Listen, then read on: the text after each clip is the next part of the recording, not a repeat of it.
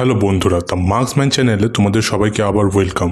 দিল্লিতে অনেক haunted place আছে, কিন্তু তার মধ্যে সব থেকে ভয়ঙ্কর আর নাম্বার 1 হন্টেড প্লেস হলো কারকরডোমা কোর্ট। বলা হয় নাকি অনেক অতৃপ্ত আত্মাদের বসবাস রয়েছে এই কোর্টে। রাতের বেলা এখানে এই আত্মাদের অত্যাচার যেন আরো বেড়ে যায়। এই জিনিসটা ধরা পড়ে সেখানের একজন কর্মচারীর সিসিটিভি ফুটেজ চেক করবার পর। সিসিটিভি ফুটেজে দেখা যায় যে রাতের বেলায় রীতিমতো চলে ভূতেদের উপদ্রব। চেয়ারগুলো নিজে নিজেই এক জায়গা থেকে আরেক জায়গায় সরে যাচ্ছে। সেখানে রাখা কম্পিউটার্স অটোমেটিক অন অফ হচ্ছে। গুরুত্বপূর্ণ পেপারসগুলোকে যেন কেউ বের করে ছড়িয়ে দিচ্ছে।